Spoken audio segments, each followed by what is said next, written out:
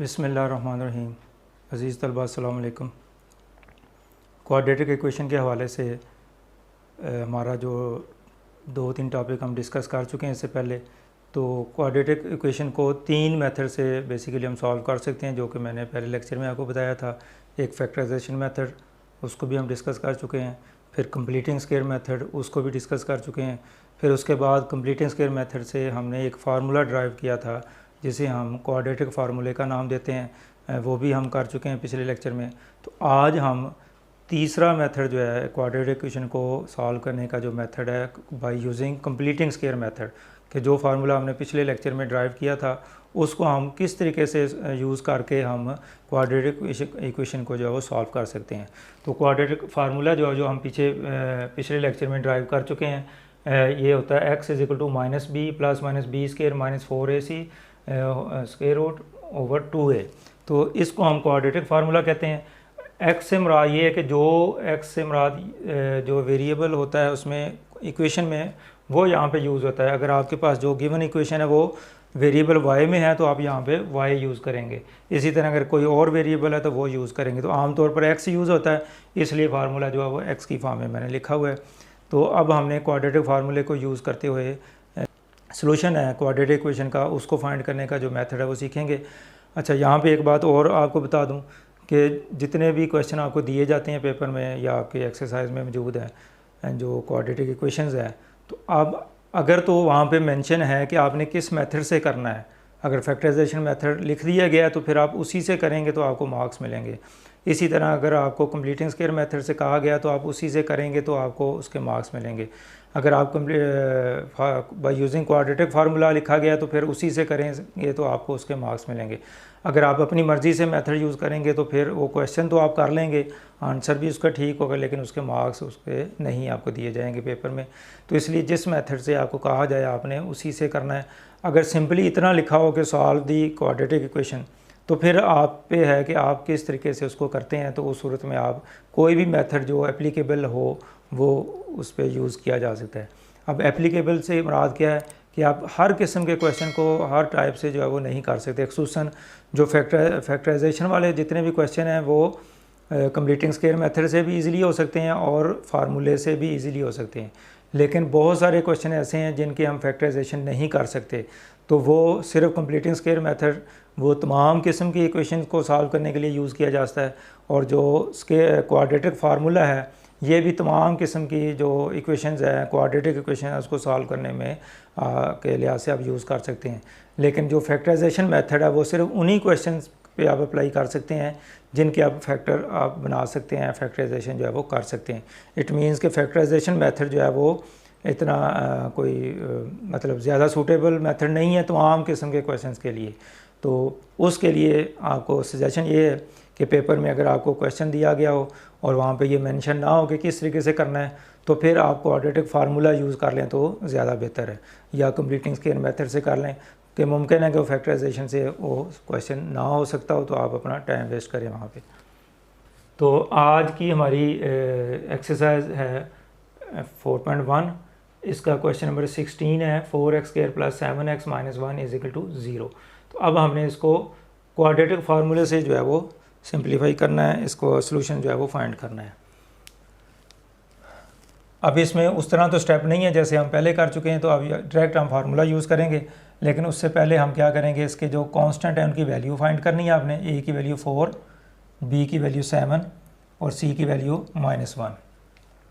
तो इस तरीके से आपने हर क्वेश्चन में जो कांस्टेंट हैं इसमें एक्स स्क्वायर का कोफिशिएंट को हमेशा a कहेंगे, x के कोफिशिएंट को हमेशा 7 b कहेंगे, और जो कांस्टेंट टर्म होती है उसको हम c का नाम देते हैं। अब हम फार्मूला यूज़ करेंगे यूजिंग क्वाड्रेटिक फार्मूला। चूँकि इसमें वेरिएबल x है तो x की फॉर्म में इसको हम यूज़ करेंगे। x is equal to minus B plus minus B square minus 4ac over 2a। तो ये फार्मूला हमने लिख दिया। अब इसमें वैल्यूज़ पुट करनी है। बहुत ही सिंपल इसका मेथड है कंप्लीटिंग स्क्वायर मेथड की वजह से। उसमें आपको 5-6 स्टेप करने पड़ते हैं, इसमें जस्ट आपने वैल्यूज़ पुट करनी है और इसको सिंपलीफाई कर देना बस। तो इसलिए आपको ये मेथड जो है वो ज़रा इजी लगेगा। तो b की वैल्यू कितनी है, ये माइनस फार्मूले का है, और अगर b की वैल्यू ऑलरेडी माइनस की हो तो फिर उसको हम इस तरह माइनस ब्रैकेट में लिखेंगे, अगर ये ऑलरेडी माइनस में हो तो। अदरवाइज़ यहाँ पे ब्रैकेट लगानी ज़रूरी नहीं है। प्लस माइनस 7 का स्केयर माइनस 4 इंटू ए इंटू सी, ए की वैल्यू 4 है और सी की वैल्यू -1 है, और ये ओवर 2a सारे की फ्रैक्शन है। ए की वैल्यू सॉरी इसमें पुट करनी है, ए की वैल्यू 4 आ जाएगी। अब हमने वैल्यूज़ पुट कर दी, अब सिंपल इसको हमने कैलकुलेशन करनी है इसकी, और इसमें कोई भी बात ऐसी नहीं है जो आपको बतानी ज़रूरी हो। तो -7 प्लस -7 का स्केयर 49, और इसको इससे मल्टीप्लाई करेंगे तो 16, और 16 को 1 से मल्टीप्लाई के 16 आ जाएगा, और साइन कौन सा आएगा, चूँकि ये भी नेगेटिव है ये भी नेगेटिव है, तो मल्टीप्लाई करते वक्त अगर दोनों नंबर्स नेगेटिव हों तो उनका आंसर हमेशा पॉजिटिव आता है। ये माइनस माइनस प्लस आ जाएगा ओवर 8। अब -7 प्लस -49 को 16 में ऐड करना आपने, तो ये बनेगा 55 65, इनको प्लस करेंगे तो ये 65 आ जाता है। अब हमने ये देखना है कि ये जो स्क्वायर रूट वाली टर्म है इसका क्या करना है। अब यहाँ पे मैंने आपको 3 पॉसिबिलिटीज़ जो मैंने पिछले लेक्चर में बताई थी आपको, वही मैं रिवाइज़ करने लगा हूँ कि आपको अगर कोई मुश्किल पेश आएगी तो इस टाइप को समझने की ज़रूरत है कि आप जब आप ये सारा क्वेश्चन कर लेंगे तो इसके बाद क्या सूरत हाल आपके सामने आ सकती है। तो ये सूरत हाल वही है जो 3 मैंने आपको बताई थी कि ये जो स्क्वायर रूट वाली टर्म है यहाँ तो ये परफेक्ट स्क्वायर होगी। अगर तो ये परफेक्ट स्क्वायर है तो फिर तो बड़ा सिंपल है कि आप इसका स्क्वायर रूट जितना भी आए वो इधर लिख दें और स्क्वायर रूट ख़त्म हो जाएगा और बाद में इसको प्लस माइनस कर लें, तो वो तो बड़ा सिंपल होगा। दूसरा मैंने आपको सिचुएशन ये बताई थी कि अगर ये स्क्वायर रूट परफेक्ट स्क्वायर नहीं है ये, तो फिर इसके क्या फैक्टर बन सकते हैं। अब इसके फैक्टर जो अगर हम बनाएं तो 13 × 5 ये 2 फैक्टर तो इसके बन सकते हैं, लेकिन हमें फैक्टर हमने ऐसे बनाने होते हैं जिसमें से एक फैक्टर जो हो परफेक्ट स्क्वायर हो, ये याद रखना है। फैक्टर्स तो इसके कई पॉसिबिलिटीज़ बन सकती हैं, लेकिन आपने क्या करना है कि वो सूरत लेनी है कि जो जिनमें से एक फैक्टर का जो परफेक्ट स्क्वायर हो और दूसरा जो है वो मज़ीद उसके फैक्टर ना बनाए जा सकते हों। तो अब अगर इसको 65 को इस तरह लिख लें तो फिर भी मल्टीप्लाई करने से 65 ही आता है, लेकिन ये भी परफेक्ट स्क्वायर नहीं है और ये भी परफेक्ट स्क्वायर नहीं है। इसका मतलब कि इसके फैक्टर बनाने की जो लॉजिक है वो यहाँ पे पूरी नहीं हो रही, तो हम इसके फैक्टर जो है वो नहीं बनाएंगे चूँकि सूटेबल फैक्टर हमें नहीं मिल रहे। और तीसरी सूरत ये है कि अगर परफेक्ट स्क्वायर भी नहीं है और उसके फैक्टर्स भी इस फॉर्म में नहीं बनाए जा सकते जो मैंने बयान किए हैं, तो फिर आप इसको एज इट इज़ जो है वो एंड तक चलने दें। तो अब इसमें दोनों सूरतें नहीं हो रही, तो इसका मतलब कि अब इसको हम सिंप्लीफाई नहीं कर सकते। तो अब हम क्या करेंगे, इससे ज़्यादा ये सिंप्लीफाई हो भी नहीं सकता। अब इसका सलूशन सेट ही लिखा जाएगा क्योंकि इससे ज़्यादा इसको सिंप्लीफाई हम नहीं कर सकते। तो -7 प्लस -65 ओवर 8, तो ये इसका सलूशन सेट हो गया। या इसको हम इस तरह भी लिख सकते हैं -7 प्लस 65 स्क्वायर रूट ओवर 8, फिर दूसरा माइनस के साथ, यानी एक्चुअली ये 2 रूट्स हैं, एक पॉजिटिव साइन के साथ एक नेगेटिव साइन के साथ। तो प्लस के साथ अलहदा कर दें, नेगेटिव साइन के साथ अलहदा कर दें, तो ये एक्स की 2 वैल्यूज़ हैं। अब देखिए हमने कितना सिंपल वे में इस क्वाड्रेटिक फार्मूले को यूज़ करते हुए इसका जो सोल्यूशन सेट जो है वो फाइंड कर लिया। अच्छा, अब सोल्यूशन सेट फाइंड करने के बाद अगर आप एक इसमें से आइडिया लगाना चाहें तो वो ये है, चूँकि एंड तक जो इसके रूट्स हैं उसमें स्क्वायर रूट ख़त्म नहीं हो सका। इसका मतलब क्या है, इसका मतलब ये कि इस क्वेश्चन को अगर आप फैक्टराइजेशन से करेंगे तो ये नहीं हो सकता, क्योंकि फैक्टराइजेशन वाले जो क्वेश्चंस होते हैं उसके रूट्स कभी भी स्क्वायर रूट की फॉर्म में नहीं आते। तो जो रूट स्क्वायर रूट की फॉर्म में आ जाएँ तो समझ लें कि वो फैक्टराइजेशन से जो है वो क्वेश्चन नहीं हो सकता। तो ये थोड़ा सा एक आपको टिप बता दी है कि किस तरीके से आप जज कर सकते हैं कि क्या ये फैक्टराइजेशन से हो सकता है या नहीं हो सकता। अलबत्ता अगर आप इसको कंप्लीटिंग स्क्वायर मेथड से करना चाहें तो उससे हो जाएगा, यानी हर क्वेश्चन जो है वो कंप्लीटिंग स्क्वायर मेथड से भी हो जाता है और क्वाड्रेटिक फार्मूले से भी तमाम क्वेश्चन हो सकते हैं, लेकिन फैक्टराइजेशन से सिर्फ वही क्वेश्चन होंगे जिनकी फैक्टराइजेशन जो है वो हो सकती है। डियर स्टूडेंट्स, अब हम क्वेश्चन नंबर 17 जो है इसको देखते हैं। 15x² plus 2ax minus A square is equal to 0। तो ये हमारे पास एक और क्वेश्चन है, तो इसको हम क्वाड्रेटिक फार्मूले से जो है वो सॉल्व करेंगे। अच्छा, यहाँ पे आपने जो कॉन्स्टेंट्स हैं फार्मूले से सॉल्व करने का जो मेथड है उसमें आप क्या करते हैं, पहले ए बी सी जो कॉन्स्टेंट उनकी वैल्यू जो है वो आइडेंटिफाई करते हैं। एक्स स्क्वायर का जो कोफिशिएंट होता है उसको हम ए से डिनोट करते हैं, और एक्स का जो कोफिशिएंट है 2a ये बी होगा, और कांस्टेंट टर्म ये माइनस ए स्क्वायर जो है वो कांस्टेंट टर्म होगी। अच्छा, यहाँ पे एक बात जो गौरतलब है वो ये है कि ए इसमें ऑलरेडी यूज़ हो रहा है इक्वेशन के अंदर, तो फिर जब आप कांस्टेंट के नाम रखें तो आप कैपिटल ए बी सी जो है वो नाम दें उसको। उसकी वजह ये कि ये ए और ये तो इस इक्वेशन का हिस्सा है, तो अगर आप इसका नाम स्मॉल ए या स्मॉल बी इस तरीके से ज़ाहिर करेंगे तो फिर आपको कन्फ्यूजन होगी और देखने वाले को भी हो सकती है। तो ऐसी सूरत हाल जब भी आएगी किसी क्वेश्चन में आपको ए बी सी पहले से इक्वेशन में गिवन हो, तो फिर आप कांस्टेंट के नाम जो है वो कैपिटल लेटर्स में लिख लिया करें या पी क्यू आर की फॉर्म लिख लिया जाए। मतलब ये फार्मूला जो आप पहले से पढ़ चुके हैं, minus B plus minus B square minus 4ac is equal to 2a। तो एक्चुअली ये ए बी सी क्या है, ये एक स्पेसिफिक नाम हमने दिया हुआ है। एक्स स्क्वायर का जो कोफिशिएंट उसको ए कह लेते हैं, तो अगर नाम हम इसको डिफरेंट भी दे सकते हैं कि एक्स स्क्वायर के कोफिशिएंट को पी कह लें, इसी तरह एक्स का जो कोफिशिएंट है उसको क्यू कह लें, और जो कांस्टेंट टर्म उसको आर कह लें। तो ये कोई स्पेसिफिक नहीं है, बहरहाल एक जनरल फार्मूला तो यही है कि ए बी सी की फॉर्म में लिखते हैं, लेकिन अगर हमें ज़रूरत पड़े तो हम चेंज भी कर सकते हैं।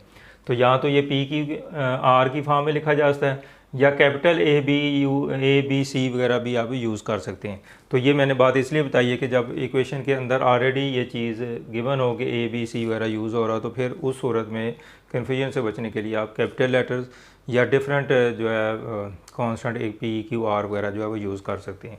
तो बहरहाल मैंने इधर कैपिटल ए बी और सी लिख दिए। तो एक्स स्क्वायर का जो कोफिशिएंट है वो 15 है, ए होगा, और x का कोफिशिएंट 2 है, b की वैल्यू होगी, और इसी तरह ये a माइनस ए स्क्वायर जो है वो c की वैल्यू होगी, कांस्टेंट टर्म जो है। अब हमने चूँकि इसको क्वाड्रेटिक फार्मूले से करना है तो डायरेक्टली हम फार्मूला इसमें लिखा है। अब जस्ट ये बहुत ही इजी मेथड है कि फार्मूला लिखने के बाद जस्ट आपने उसकी वैल्यूज़ पुट करनी होती है और उसको आम मैथमेटिकली जो है उसको सिंप्लीफाई करना होता है, तो हमारे पास जो है वो x की वैल्यूज़ निकल आती हैं। तो ये फार्मूला हो गया। अब इसमें b की वैल्यू कितनी है, 2a, तो माइनस 2a b की वैल्यू पुट कर दी, इस तरह इधर भी b की वैल्यू पुट कर दी, 4ac, और इधर भी a की वैल्यू c की वैल्यू पुट कर दी, और नीचे भी a की वैल्यू 15 जो है वो पुट कर दी। अब आप इसको सिंप्लीफाई कर लें, 2a का स्क्वायर जो है 4a स्क्वायर आ जाएगा, और इनको अगर मल्टीप्लाई करेंगे तो ये दो साइन सेम है, तो मल्टीप्लाई करते वक्त अगर दो साइन सेम हो तो उनका आंसर जो है वो हमेशा पॉजिटिव होता है। ये मल्टीप्लिकेशन का रूल नंबर 1 है, जो बेसिक मैथमेटिक्स की जो मेरी लेक्चर है उसमें ये काफ़ी डिटेल से बताया हुआ है। अगर आप इसके बारे में जानना चाहते हैं तो वो मेरी वीडियो देख सकते हैं, उसका लिंक जो है डिस्क्रिप्शन में जो है वो दिया हुआ है। इसी तरह इसको मल्टीप्लाई करेंगे तो 60a स्क्वायर आ जाएगा। अब ये भी a स्क्वायर वाली टर्म है, ये भी a स्क्वायर वाली टर्म है, तो इसको आपने क्या करना है, प्लस कर लेना है, तो 64a स्क्वायर आ जाएगा, और इसको इससे मल्टीप्लाई करेंगे तो 30 आ जाएगा। अब यहाँ पे आपको मैंने जो पिछले क्वेश्चन में बताया था कि जब ये स्क्वायर रूट वाली टर्म आ जाती है हमारे पास, तो आगे इसकी 3 पॉसिबिलिटीज़ हैं। एक तो ये कि ये परफेक्ट स्क्वायर हो जो रेडिकेंड है इसका, और इसका स्क्वायर रूट पूरा आ जाएगा, तो वो अगर ऐसा हो जाए तो फिर तो बहुत ईजी हो जाता है। और दूसरी सूरत ये बताइए आपको कि बाज़ का इसके फैक्टर बनाने से एक फैक्टर जो है वो परफेक्ट स्क्वायर होता है, तो ये काम भी करना पड़ सकता है। और तीसरी सूरत ये कि ये इसका ना तो ये परफेक्ट स्क्वायर हो ना इसके फैक्टर बनाए जा सकते हो, तो फिर वो स्क्वायर रूट वाली term as it is end तक जो है वो चलती रहती है, और फिर हमें इतना उसको सिंप्लीफाई भी नहीं करना पड़ता, जस्ट हम एक या दो स्टेप में उसका आंसर लिख देते हैं। तो बहरहाल अब ये 64 जो है वो 8 का स्क्वायर है, और a स्क्वायर जो है वो a का स्क्वायर है, यानी इसका मतलब ये कि ये परफेक्ट स्क्वायर है, तो 8a का स्क्वायर रूट इसका लिया जाए तो 8a आएगा। तो अब स्क्वायर रूट हमारा ख़त्म हो गया, तो बहुत सिंपल फॉर्म में आ गया क्वेश्चन हमारे पास। तो आगे अब इसकी 2 पॉसिबिलिटीज़ है, एक प्लस के साथ एक माइनस के साथ, यानी x की 2 वैल्यूज़ हम लिखेंगे, एक पॉजिटिव साइन के साथ और एक नेगेटिव साइन के साथ। तो -2a प्लस 8a, दोनों साइन डिफरेंट है। अगर दोनों साइन डिफरेंट है तो बड़े नंबर में से छोटा नंबर माइनस किया जाता है और साइन हमेशा बड़े नंबर वाला आता है। तो ये एडिशन के रूल के लिए भी बेसिक मैथमेटिक्स में जो है वो डिटेल मैंने बताई हुई, तो उस वीडियो को देख लें आप। तो अब हम क्या करेंगे, 8a माइनस 2a 6 आ जाएगा और साइन बड़े वाले नंबर का प्लस आ जाएगा, तो प्लस लिखना ज़रूरी नहीं, ओवर 30। अब 6 को 30 पे अगर कैंसिल करें तो ये a ओवर 5 आ जाएगा हमारे पास, यानी ये कैंसिल हो जाएगा,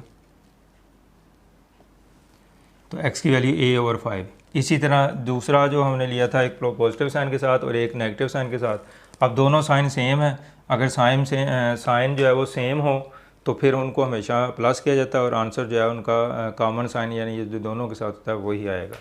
तो ये -2a -8 -10a आ जाएगा, इसको भी इससे कैंसिल करें तो 3 आ जाएगा, तो -a ओवर 3 जो है। तो इस तरीके से हमने x की जो है 2 वैल्यूज़ फाइंड कर ली हैं और यही हमारी रिक्वायरमेंट थी। अब इसका सोल्यूशन सेट हमने लिखना है, तो इनमें से जो भी वैल्यू आप पहले लिखना चाहें उसमें कोई इशू नहीं है। तो a ओवर 5 और दूसरी वैल्यू जो है वो -a ओवर 3, तो ये इसका सोल्यूशन सेट होगा। अब देखेंगे क्वाड्रेटिक फार्मूला यूज़ करते हुए हमने कितनी आसानी से जो है वो इसका सोल्यूशन सेट फाइंड कर लिया है। डियर स्टूडेंट्स, अब हम क्वेश्चन नंबर 20 लास्ट क्वेश्चन है इस एक्सरसाइज का, a plus B X square a plus 2b plus c into X plus b plus c is equal to 0। अब ये हमारे पास एक क्वाड्रेटिक इक्वेशन दी हुई है और ये स्टैंडर्ड फॉर्म में, यानी एक्स स्क्वायर वाली टर्म है, फिर x वाली और फिर कांस्टेंट टर्म। तो इसका हमने सोल्यूशन सेट फाइंड करना है बाय यूजिंग क्वाड्रेटिक फार्मूला। तो बेसिकली जो क्वेश्चन हमने पीछे किए उसी पैटर्न पे ये भी होगा, लेकिन इसमें भी देखें कि a, b और c वगैरह ऑलरेडी इसमें यूज़ हो रहे हैं कांस्टेंट के तौर पर। तो फिर उस सूरत में जैसे अभी पिछले क्वेश्चन में मैंने डिस्कस किया था कि फार्मूला जो है वो फिर a, b, c capital form में जो है वो यूज़ करना ज़्यादा बेहतर है। तो अब हम क्वेश्चन तो बिल्कुल ईजी है जैसे आपने बाकी क्वेश्चन किए हैं, लेकिन चूँकि इसमें कांस्टेंट टर्म जो है वो ज़रा कॉम्प्लिकेटेड दी है, इसलिए हमारी जो कैलकुलेशन है वो इसमें काफ़ी लेंथी और कॉम्प्लिकेटेड होगी, और मैंने इसी से बचने के लिए इसको मैंने पहले से सॉल्व कर दिया है, एक तो ताकि टाइम कम लगे और दूसरा इतनी लंबी चौड़ी जो कैलकुलेशन से जो है वो बचा जा सके। तो अब a, b, c, x square का जो कोफिशिएंट है वो a और x का जो कोफिशिएंट है वो b और कांस्टेंट टर्म जो c जो है वो होगी। अब फार्मूला हम यूज़ करेंगे कैपिटल फॉर्म में, कैपिटल लेटर्स में, -b plus -b square -4ac over 2a। तो अब यहाँ पे हमने ये -b यानी b की वैल्यू पुट कर दी, प्लस माइनस b का स्क्वायर है तो b की वैल्यू पुट कर दी यहाँ पे, -4a इंटू c यानी a और c की वैल्यू इसमें पुट कर दी हमने, और नीचे 2 और ये a की वैल्यू पुट कर दी। तो अब जस्ट इसकी कैलकुलेशन सिंप्लीफिकेशन है वो हमने करनी है, तो लेंथी है लेकिन इंशाल्लाह आसानी से हो जाएगा ये। तो अब ये टर्म वैसे लिख दिया आपने, इसको माइनस ब्रैकेट ख़त्म भी की जा सकती है, लेकिन ये काम हम एंड में कर लेंगे जब ज़रूरत पड़ेगी। तो अब इसका हमने स्क्वायर ओपन करना है। अच्छा, इसका स्क्वायर ओपन करने के लिए फार्मूला एक आप छोटी क्लास में पढ़ चुके हैं, a plus b plus C whole square is equal to a square plus b square plus c square minus 2ab plus 2bc plus 2ca। ये फार्मूला एक मैट्रिक लेवल में आपने पढ़ा हुआ है कि 3 टर्म्स अगर प्लस हो रही हैं तो उसका स्क्वायर कैसे ओपन करना है। तो तीनों का स्क्वायर होता है और फिर उनका जो 2ab 2bc यानी 2 टर्म करके हम इसका डबल प्रोडक्ट जो है वो लेते हैं। तो अब बेसिकली यहाँ पे यही सूरत हाल है कि first term plus second term plus third term, तो इसका स्क्वायर ओपन करना है। तो इस फार्मूले से स्क्वायर ओपन करेंगे, यानी फर्स्ट टर्म का स्क्वायर प्लस सेकंड का स्क्वायर प्लस थर्ड का स्क्वायर। तो a का स्क्वायर a स्क्वायर हो जाएगा, फिर 2b का स्क्वायर लेंगे तो 4b स्क्वायर हो जाएगा, और c का स्क्वायर लें तो c स्क्वायर हो जाएगा। इसी तरह उसके बाद ये वाले फैक्टर 2ab 2bc और 2ca, तो 2ab यानी फर्स्ट सेकंड टर्म, फिर 2bc यानी सेकंड और थर्ड टर्म, फिर 2ca यानी थर्ड और फर्स्ट टर्म। तो ये मैंने यहाँ तक इधर से यहाँ तक हमने फार्मूला अप्लाई कर दिया ये वाला। उसके बाद अब ये वाली टर्म है तो -4 एज इट इज़ लिख दिया, और इनको मैंने इसका प्रोडक्ट जो है वो लिख दिया, यानी a को b से मल्टीप्लाई किया a भी आ जाएगा, फिर a को c के साथ मल्टीप्लाई किया, ac लिख लें या ca लिख लें। मैंने ca इसलिए लिखा है कि यहाँ पे पिछली टर्म में भी सी ए इस फॉर्म में लिखा है, तो जब हम इनकी सिंप्लीफिकेशन करेंगे तो ये लाइक टर्म हम इसको आसानी से डिटेक्ट कर लेंगे। तो इसलिए सी ए लिख दें या ए सी लिख लें, इससे कोई फ़र्क नहीं पड़ता, क्योंकि commutative law with respect to multiplication जो है वो रियल नंबर्स में एग्जिस्ट करता है। तो इसलिए हम सी ए या ए सी लिखने से इस पर कोई फ़र्क नहीं पड़ेगा। उसके बाद फिर आपने बी को इससे मल्टीप्लाई करना, बी स्क्वायर आ जाएगा, और फिर बी को सी से मल्टीप्लाई किया तो बी सी आ जाएगा। तो अब ये लंबी चौड़ी हमने इसकी जो सिंप्लीफिकेशन है वो कर दी है। और नीचे वाला स्टेप जो है 2, इस 2 को अंदर मल्टीप्लाई भी किया जा सकता है, लेकिन किसी ख़ास लॉजिक की वजह से मैं इसको नहीं कर रहा, तो एंड में हम इसको सिंप्लीफाई करेंगे। आप इसको एज़ इट इज़ ही लिख दें। अब ये स्टेप फिर उसी तरीके से, ये तीनों स्क्वायर हम पहले ले चुके हैं, इनको मल्टीप्लाई करना है। ये आ जाएगा 4ab और ये 4bc और ये 2ca। और अब हमने क्या करना है, ये ब्रैकेट ओपन करनी है बाहर, चूँकि नेगेटिव साइन है और 4 मल्टीप्लाई भी हो रहा है, तो एक तो 4 को अंदर मल्टीप्लाई कर देना और दूसरे से साइन जो है वो पहले से अपोजिट हो जाएंगे, जो कि बाहर माइनस है। तो -4ab, फिर -4ca, फिर -4b स्क्वायर, फिर -4bc, इस तरीके से हमने लिख दी है। और नीचे वाला स्टेप उसी तरीके से। अब ये एज़ इट इज़। अच्छा, अब इसमें कुछ टर्म जो है वो कैंसिल हो सकती हैं, वो मैंने ये रेड कलर में कर दी है। 4b स्क्वायर पॉजिटिव है और यहाँ पे -4abc, ये कैंसिल हो जाएगी। उसके बाद 4ab यहाँ पे पॉजिटिव है और -4ab ये नेगेटिव है, तो ये कैंसिल हो जाएगी। फिर 4bc प्लस का है और इधर -4bc, ये कैंसिल हो जाएंगी। तो बाकी जो टर्म हमारे पास बच गई हैं वो कौन सी है, ए square plus C square minus ये वाली जो टर्म्स हैं ये हमारे पास सेम है, एक ये और एक ये लाइक टर्म्स हैं, ये सी ए और सी ए। तो इसके दोनों के साइन डिफरेंट है। अगर दोनों साइन डिफरेंट हो तो उनको हमेशा बड़े नंबर में से छोटे को माइनस किया जाता है और साइन जो है वो बड़े नंबर का यूज़ किया जाता है। ये एडिशन का रूल नंबर 2 है। तो इसलिए -4ac + 2c कितना आएगा, -2c आ जाएगा। अब देखें कितनी लंबी चौड़ी ये हमारे पास स्टेप था, लेकिन जब इसको हमने कैंसिल आउट किया है तो एक छोटा सा स्टेप हमारे पास बाकी आ गया। तो अब क्वेश्चन जो है वो ज़रा शॉर्ट फॉर्म में आ जाएगा हमारे पास। अच्छा, अब नेक्स्ट हमने क्या करना है, ये भी उसी तरह लिख दिया, ये भी ऐसे लिख दिया फर्स्ट स्टेप ये वाला। अब ये जो अगर आप देखें तो a square plus C square -2ca, तो ये हमारे पास फार्मूला एक बड़ा जो आपने मैट्रिक लेवल पे पढ़ा हुआ है, a + b का square, a square plus b square plus 2ab। तो ये फार्मूला ऑलरेडी आप पढ़ चुके हैं छोटी क्लासेस में।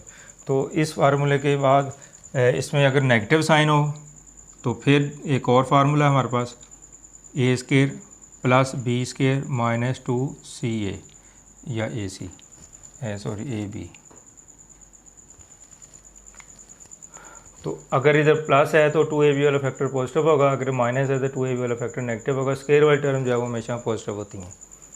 अब नीचे वाला फार्मूला यहाँ पे अप्लाई होगा, फर्स्ट टर्म का स्क्वायर प्लस सेकंड का square minus first into second. तो हम इसको a - c का स्क्वायर ले सकते हैं उस फार्मूले के मुताबिक जो नीचे वाला है। तो a - c का अगर स्क्वायर ओपन करेंगे तो यही चीज़ आ जाएगी।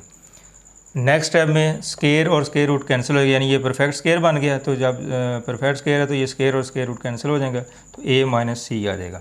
अब हमारे पास स्क्वायर रूट भी कैंसिल हो चुका है। अब यहाँ पे हमारे पास दो पॉसिबिलिटीज़ है, यानी x की हमारे पास है ये वैल्यूज़ निकल आई हैं, एक पॉजिटिव साइन के साथ, एक नेगेटिव साइन के साथ। अब यहाँ पे दो पॉसिबिलिटीज़ है, एक दफ़ा हम प्लस के साथ इसको लिख लेंगे और एक दफ़ा जो है वो हम माइनस के साथ लिख लेंगे। यानी यही स्टेप, एक दफ़ा पॉजिटिव साइन के साथ सारा लिख देना आपने और एक दफ़ा नेगेटिव साइन के साथ जो है वो सारा लिख देना। अब इसको अलग सिंप्लीफाई कर लें, इसको अलग सिंप्लीफाई कर लें तो x की वैल्यूज़ हमारे पास आ जाएंगी। तो अब आपने ये जो माइनस शुरू से स्टार्ट से हमारा चलता आ रहा है, तो अब हम क्या करेंगे, ये ब्रैकेट ख़त्म करेंगे तो बाहर जो कि माइनस है अंदर सारे साइन जो है वो चेंज हो जाएंगे, -a -2b -c। इसी तरह प्लस a - इसकी ब्रैकेट ख़त्म करेंगे, जो कि बाहर पॉजिटिव साइन है तो अंदर साइन जो है वो चेंज नहीं होंगे। अब -a और +a ये कैंसिल हो जाएगा और 2b और -c और -c साइन सेम है तो इनको हम प्लस करेंगे, -2c आ जाएगा और नीचे वाली टर्म उसी तरीके से लिख दी। अब ऊपर वाले में से आपने -2 कॉमन ले लेना है, -2 कॉमन लेने से b आ जाएगा इधर, और इधर माइनस कॉमन लेंगे तो पॉजिटिव साइन हो जाएगा और ये c रह जाएगा। उसके बाद 2 से कैंसिल हो जाएगा तो -b + c और a + b जो है अब इससे ज़्यादा इसको सिंप्लीफाई नहीं कर सकते, तो x की वैल्यू जो है वो एक हमने निकाल ली है। अब हम चलते हैं दूसरी इसकी जो पॉसिबिलिटी थी कि नेगेटिव साइन के साथ इसको हमने लिया था, ये वाला जो रिज़ल्ट है इसको हमने नेगेटिव साइन के साथ जो है वो लिखा हुआ है। तो अब इसको सिंप्लीफाई करना तो x की दूसरी जो रूट है वो भी निकल आएगा आपके पास। तो इसको ब्रैकेट ख़त्म करें और माइनस है, बाहर साइन चेंज हो जाएंगे सारे, और ये भी ब्रैकेट ख़त्म करेंगे, बाहर माइनस है तो ये साइन चेंज हो जाएगा, माइनस ए प्लस सी हो जाएगा। अब सी प्लस का और सी माइनस का ये कैंसिल हो जाएगा, तो माइनस ए और माइनस ए 2a, माइनस 2a और माइनस 2b। अब इसके बाद ऊपर वाली टर्म जो है इसमें आप -2 कॉमन ले लें, तो -2 कॉमन लेने से क्या होगा, साइन चेंज हो जाएंगे, ये प्लस ए आ जाएगा और ये प्लस बी रह जाएगा, और ये पूरा फैक्टर जो आप इसमें कैंसिल हो जाएगा, 2 से कैंसिल हो जाएगा, तो x की वैल्यू जो है वो -1 निकल आएगी। तो ये हमने x की दूसरी वैल्यू जो है वो निकाल ली। अब इसका हमने सोल्यूशन सेट लिखना है, तो x की एक वैल्यू ये है हमारे पास और एक ये है, तो इसको हम सेट की फॉर्म में लिख देंगे, तो ये हमारा सोल्यूशन सेट है। तो अभी आप देखा आपने कि काफ़ी लेंथी क्वेश्चन था, लेकिन सेम उसी पैटर्न पे जो आपने रिमेनिंग क्वेश्चन जो पहले वाले किए हैं, तो बिल्कुल उसी तरीके से हमने इसको सिंप्लीफाई किया है। तो लेंथी होने के बावजूद जो है वो फॉर्मेट इसका वही था, तो बड़ी आसानी से हम x की वैल्यू जो है वो फाइंड करने में कामयाब हो गए हैं और इसका सोल्यूशन सेट जो है वो निकाल लिया हमने।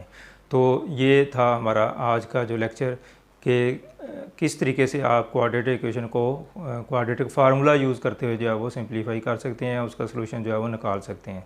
तो इसको हमने डिस्कस किया। तो आपकी एक्सरसाइज जो है वो 4.1 जो है, इसमें लास्ट जो 15 से 20 क्वेश्चन है, क्वेश्चन नंबर 15 से 20, तो ये बेसिकली आपको क्वाड्रेटिक फार्मूले से सॉल्व करने हैं। तो इनमें से मैंने आपको 2 या 3 क्वेश्चन ये करवा दिए हैं आज के लेक्चर में, तो बाकी जो 1-2 रह गए हैं तो वो बिल्कुल सेम इसी पैटर्न पे आपने कर लेने हैं। इंशाल्लाह उसमें कोई प्रॉब्लम नहीं होगा। तो इसकी भरपूर तरीके से प्रैक्टिस करें, तो इंशाल्लाह आप आसानी से इसको कर पाएंगे। तो एंड में अगर मेरा ये लेक्चर आपको पसंद आया हो तो काइंडली इस वीडियो को, इस लेक्चर को जो है वो लाइक भी करें, और दूसरा रिक्वेस्ट ये है कि अपने दोस्तों को भी ज़्यादा से ज़्यादा शेयर करें, ताकि बाकी स्टूडेंट जो है वो घरों में बैठे हुए ऑनलाइन जो है इस फैसिलिटी से फ़ायदा उठा सकें और ये लेक्चर जो है वो अटेंड कर लिया करें। इसलिए इसको मुख्तलिफ़ प्लेटफॉर्म पे जो है वो शेयर भी कर दें अपने दोस्तों के साथ, ताकि ज़्यादा से ज़्यादा स्टूडेंट जो है वो इससे मुस्तफ़ीद हो सकें। आप इजाज़त चाहूँगा। अल्लाह हाफिज़।